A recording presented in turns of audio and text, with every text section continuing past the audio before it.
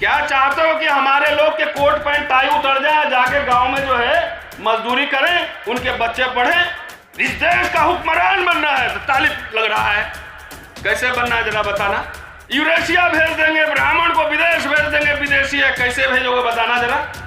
पूरा आंदोलन चला रहे हैं कि ये विदेशी है, ये मूल निवासी है, और कुछ नहीं, आपको गुमराह करके आपसे चंदा वसूल रहा है। कौन भारत का जो है सिटीजन है, बाबा साहब ने ऑलरेडी डिसाइड संविधान में किया हुआ है। कोई कहीं नहीं जा रहा है। जो इस देश में पैदा हुआ है यही रहेगा। असली लड़ाई आत्मसम्मान स्वाभिमान सम्मान के साथ जीने की है। संसाधन में भागीदारी है, शिक्षा है, स्वास्थ्य है, यूनिवर्सिटी है, कॉलेज है। आज बीजेपी आरएसएस शासन में है तो राजनीति और चुनाव की वजह से नहीं। उनके स्कूल, कॉलेज, यूनिवर्सिटीज, संस्थाएं खुली हैं, उसमें लीडर पैदा होते हैं। चुनाव तो खाली बाई प्रोडक्ट है।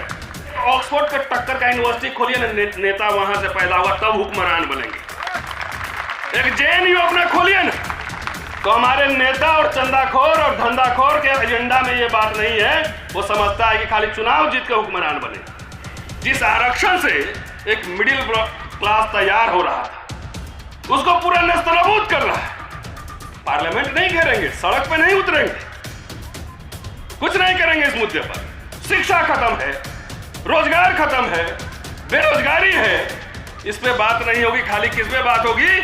हुक्मरान बनना है, संसद के गुंबद पे बैठ के झंडा फहराना है और वहां से दूरबीन से अफगानिस्तान तक का शासन करना है। कितना अच्छा लगता है आप लोग सुनने में। ये मीठा दवाई हम नहीं देते हैं, कड़वी दवाई देते। जाके सोचिए कि आप जो पैसा खर्च कर रहे हैं, आपका बच्चा अंग्रेजी स्कूल में पढ़ रहा है कि नहीं पढ़ रहा है।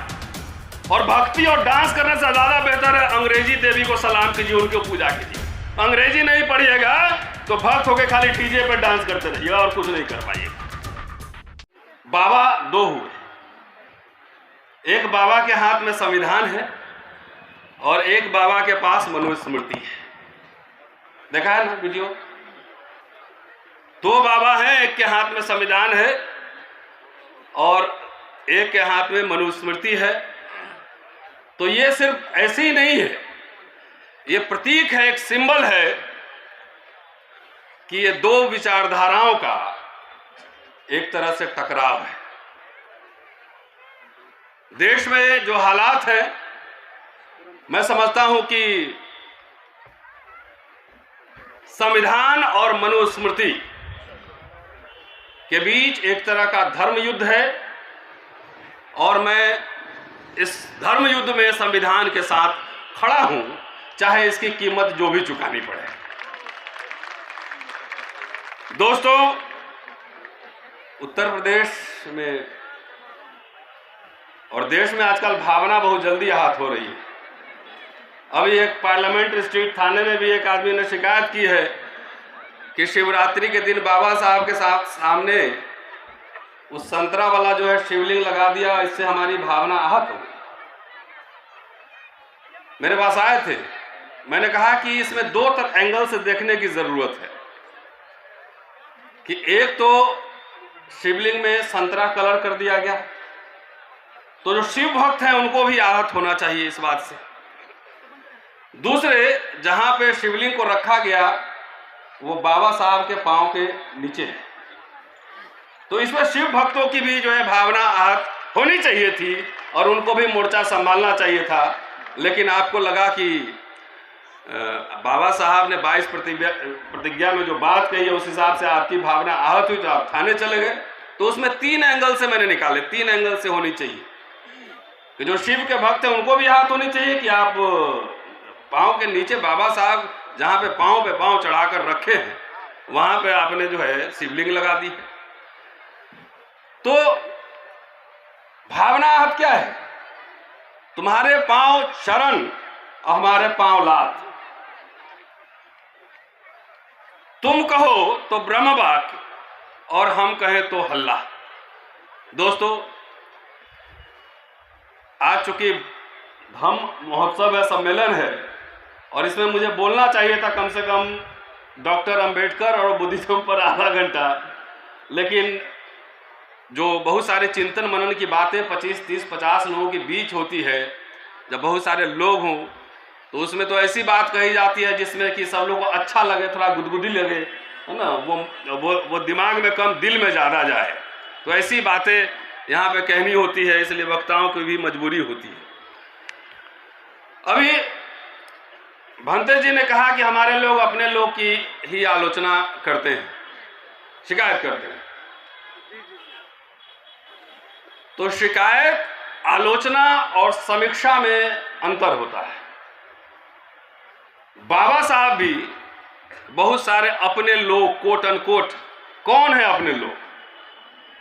सिर्फ एक जाति, एक समुदाय में पैदा होने वाले अपने लोग होते हैं, या अपने लोग विचारधारा से बनते हैं।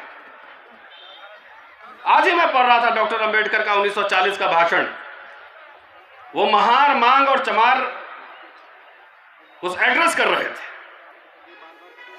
और पढ़िए 1940 का भाषण कि अपने लोग का मतलब हम लोगों ने इतना नैरो बना लिया है कि अपने लोग का मतलब हम लोग जाति से और समुदाय से समझने लगे। जो लोग हमारे जाति और समुदाय में जो पैदा हुए और मनुस्मृति के साथ खड़े हैं, क्या वे अपने लोग होंगे? चाहे मेरा भाई ही क्यों न हो, मेरे घर के मेंबर क्यों नहीं, जब दो विचारधाराओं के बीच यह एक तरह का धर्म युद्ध है, तो अपने लोग इस बात से निर्धारित किए जाएंगे कि कौन किस तरफ खड़ा है। राहुल सांकृत्यायन को आप कहां रखेंगे? आज की जो अस्मिता की राजनीति है और अपने लोग को पहचानने की जो बात है, राहुल सांकृत्यायन को कहां रखेंगे? डॉक्टर अंबेडकर के कॉलेज में बहुत ब्राह्मण टीचर भी थे, उनके दोस्त भी थे। इमारत फंड में जब उन्होंने 2.25 लाख रुपए इकट्ठा किए मुंबई में एक इमारत बनवाने के लिए, तो 1 लाख तो उनके ब्राह्मण दोस्तों ने दिया, अपर कास्ट के दोस्तों ने दिया।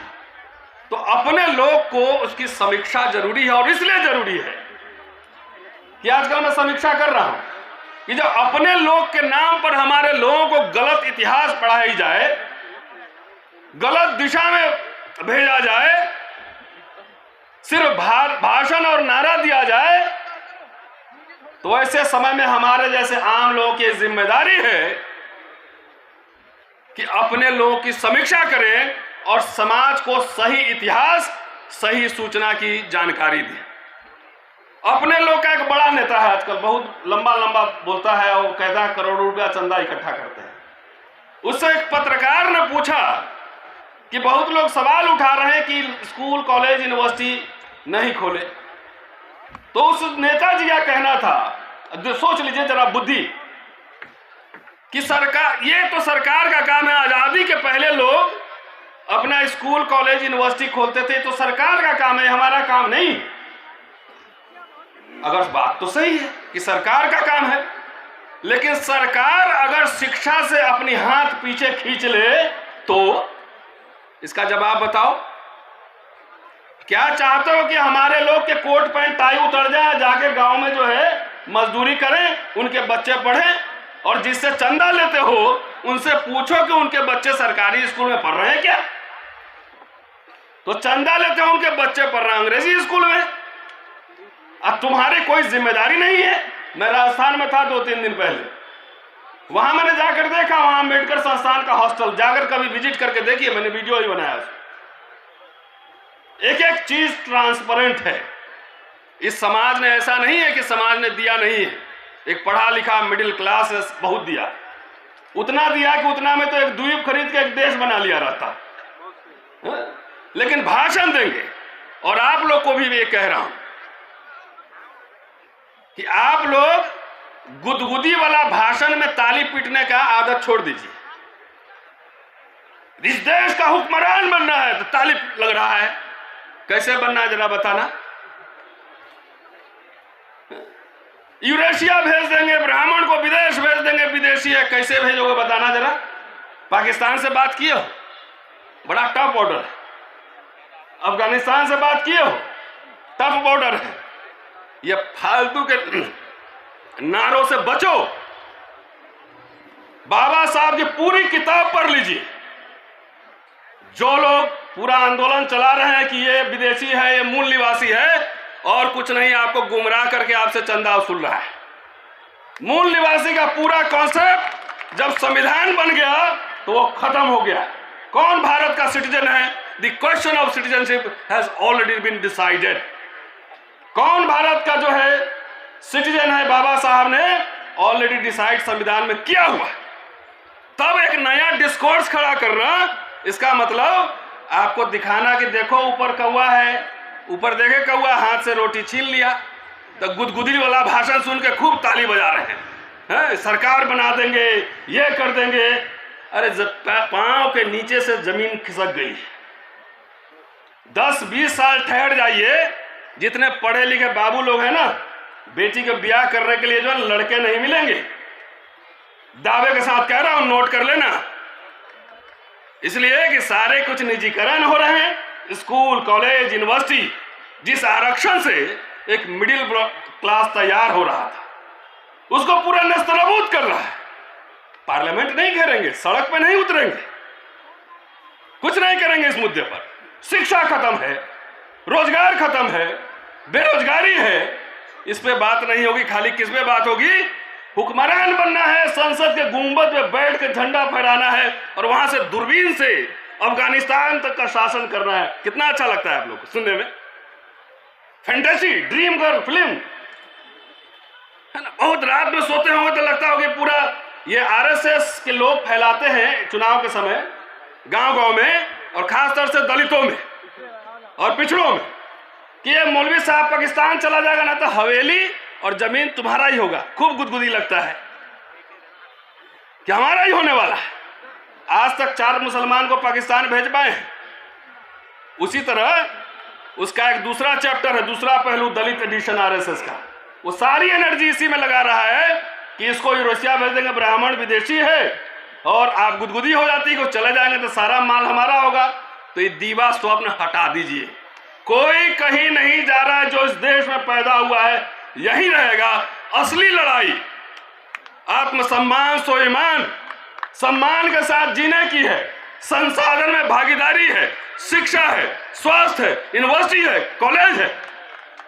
ये नहीं। इतना बड़े बड़े पंडाल, देश भर में कार्यक्रम हो रहे हैं। आज मैं इस मंच से यह आह्वान कर रहा हूं कि अगर आज बीजेपी आरएसएस शासन में है तो राजनीति और चुनाव की वजह से नहीं। उनके स्कूल, कॉलेज, यूनिवर्सिटीज, संस्थाएं खुली हैं, उसमें लीडर पैदा होते हैं। चुनाव तो खाली बाई प्रोडक्ट है। इतने सारे बाबा साहब एक दिन जयंती नहीं मनाएंगे, बड़े बड़े पंडाल लगा के, तो क्या हो जाएगा? बाबा साहब का महत्व कम हो जाएगा क्या? ये तो 10 साल में ज्यादा हुआ है। इतने पैसे बचा लीजिए और सारे पैसे बचा के एक ऑक्सफोर्ड के टक्कर का यूनिवर्सिटी खोलिए ना, नेता वहां से पैदा हुआ, तब हुक्मरान बनेंगे। एक जेएनयू अपना खोलिए ना, तो हमारे नेता और चंदाखोर और धंधाखोर के एजेंडा में ये बात नहीं है। वो समझता है कि खाली चुनाव जीत के हुक्मरान बने।